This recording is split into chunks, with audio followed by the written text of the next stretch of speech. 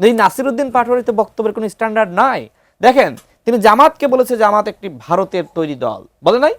আজকে হয়তো জামাতের সাথে জোট হয়েছে যে কারণে জামাত তাকে কোলে চড়িয়ে নাচতেছে, আজকে তাকে ব্যবহার করতেছে। নাসিরউদ্দিন পাটোয়ারি তো জাস্ট ইউজ হচ্ছে জামাতের দ্বারা। বিএনপি ক্ষমতায় নেওয়ার পরই বাংলাদেশ মনে হয় মানে গরিব হয়ে গেছে।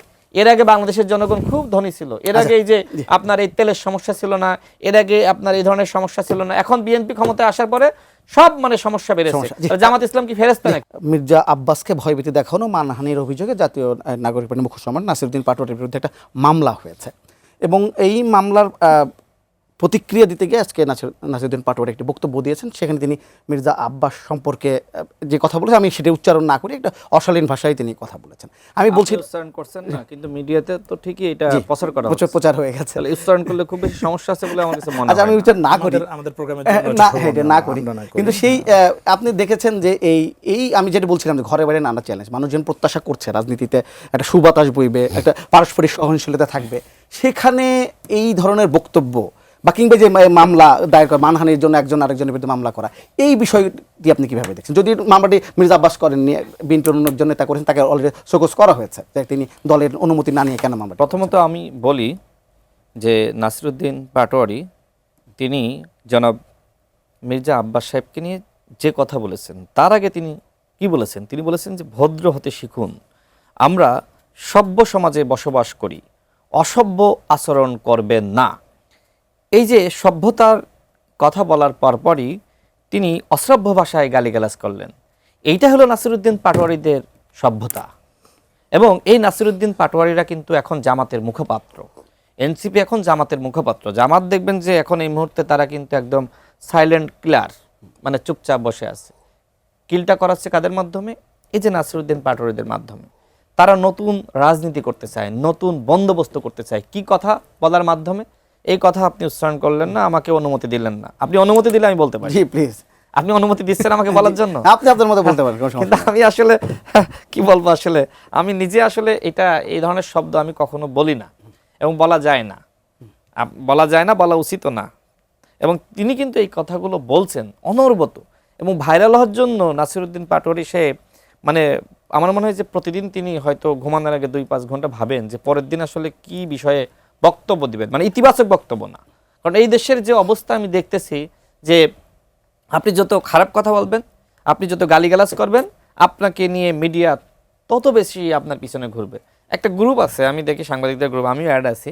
তো সাংবাদিকরা সেখানে বিশেষ করে আমাদের যারা ডিজিটাল মিডিয়া নিয়ে কাজ করে, তারা জানতে চাইছে নাসিরউদ্দিন পাটোয়ারি আজকে কোথায় আছে, এরপরে কোথায় আছে। কারণ কি? তাদের গালি লাগবে।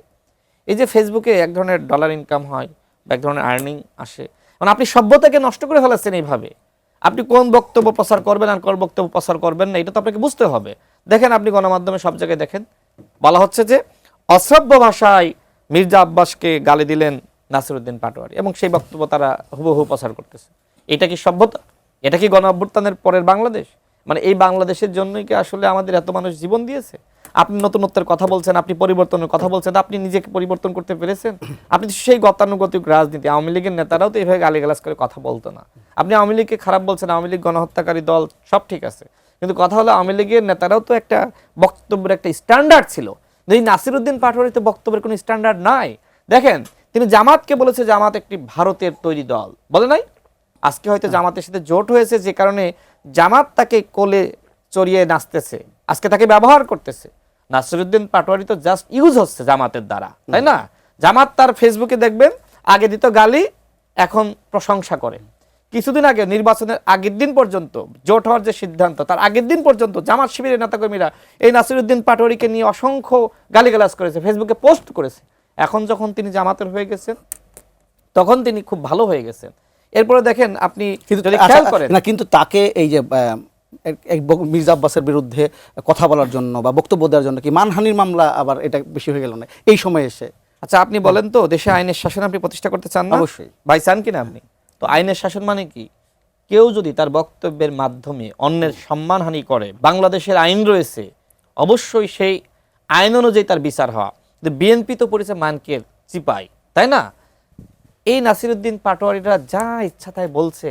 বিএনপি আসলে তাদের বিষয়ে কোনো পদক্ষেপ গ্রহণ করার মতো জায়গায় নাই। কারণ এখন সরকারকে তো চালাইতে হবে। এই যে দেখেন আমরা যে কথাগুলো শুনি এবং অনেক জায়গার অনেক তথ্য রয়েছে যে নাহিদ ইসলাম বলেন, জামাতের আমির বলেন, তাদের আসনে তারা কিন্তু পাশ করে নাই, কিন্তু অন্তর্বর্তীকালীন সরকার তাদেরকে পাশ দেখিয়েছে। এর কারণটা কি? অন্যতা তারা নির্বাচনটা মানতো না, জামাত মানতো না, এনসিপি মানতো না, তখন কি হইতো? আপনি শিওরের ব্যাপারে এই ধরনের আলোচনা তো রয়েছে, আলোচনা আছে, আচ্ছা। এই ধরনের আলোচনা আছে না, এবং ওই আসনের যারা প্রার্থী তাদেরও অভিযোগ রয়েছে। এখন তারা তো অভিযোগ করতেছে তারা নাকি 203 আসন পেয়েছে, জামাতের বুদ্ধিজীবীরা বলছে যে জামাত নাকি 203 আসন পেয়েছে, অথচ তাদের বিরুদ্ধে যে লোকে মুখে এই ধরনের গুঞ্জন রয়েছে, এই ধরনের অভিযোগ রয়েছে, ওই অঞ্চলের যারা প্রার্থী তাদের অভিযোগ রয়েছে, এটাকে তারা পাত্তাই দিচ্ছে না। মানে জামাত ফেরেস্তা, তার এমন ভাবে দেখাচ্ছে যে বাংলাদেশ মনে হয় আগে থেকেই সুইজারল্যান্ড ছিল। বিএনপি ক্ষমতায় নেওয়ার পরই বাংলাদেশ মনে হয় গরিব হয়ে গেছে। এর আগে বাংলাদেশের জনগণ খুব ধনী ছিল, এর আগে এই যে আপনার এই তেলের সমস্যা ছিল না, এর আগে আপনার এই ধরনের সমস্যা ছিল না। এখন বিএনপি ক্ষমতায় আসার পরে সব সমস্যা বেড়েছে। জামাত ইসলাম কি ফেরেস্তা নাকি?